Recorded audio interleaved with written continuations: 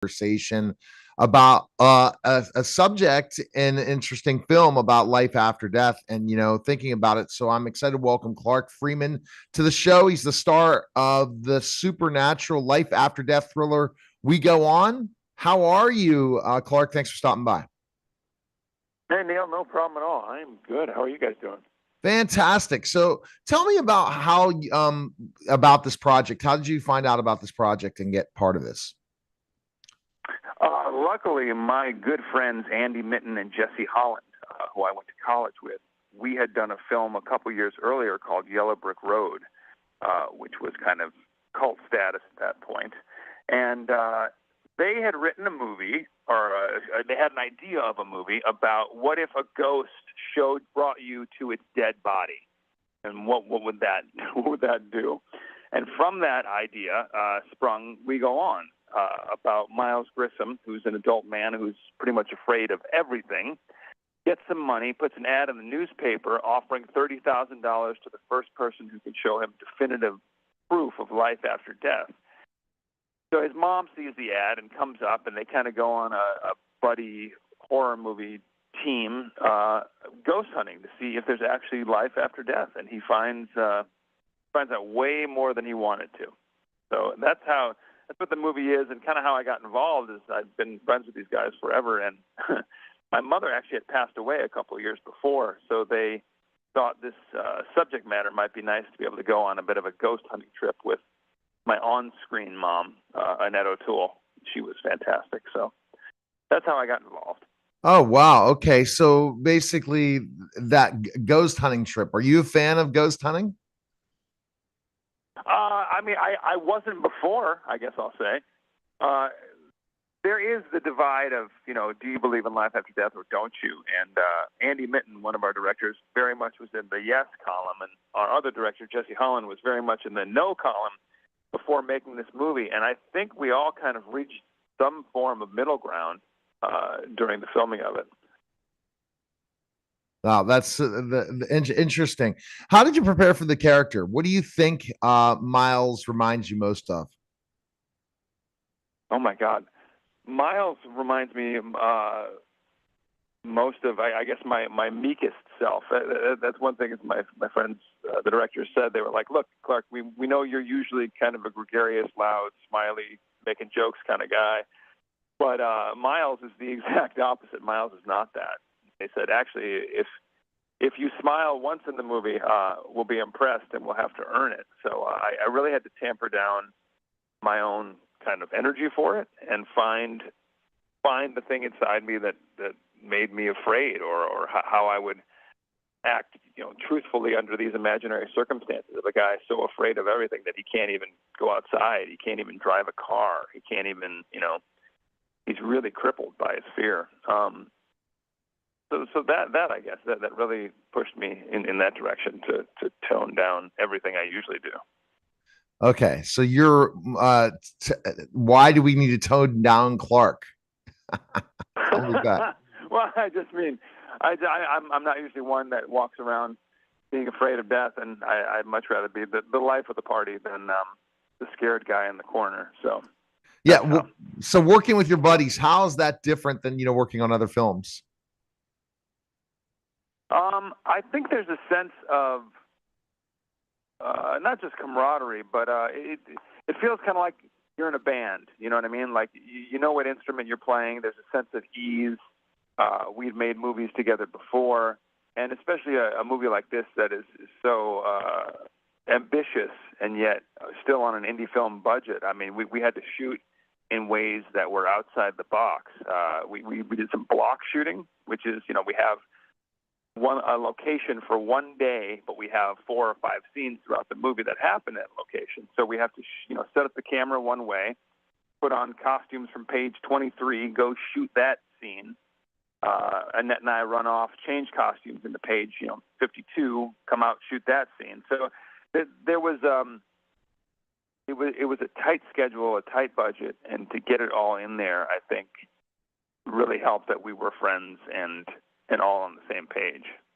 I don't know. I don't even know if I answered the question. I started No, telling that's stories about the totally film. answers it. Answers it for me. I mean, Yeah.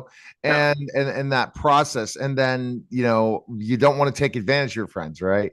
On set, working for. Oh God, no, no. I think we're all there serving the piece. It's not like we're all getting paid millions and millions of dollars to do this. So no, I'm not taking advantage of everyone. We're all jumping in and giving it our all because we believe in this piece, and it really is.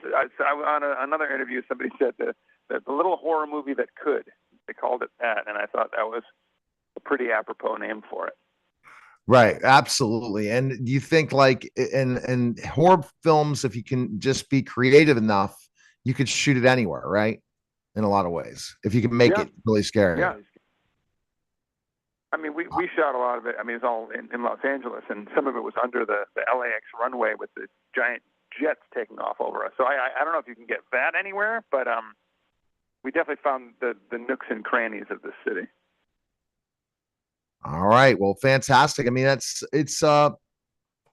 it basically is a pretty interesting process. And I guess what has the feedback been from people who've seen the film?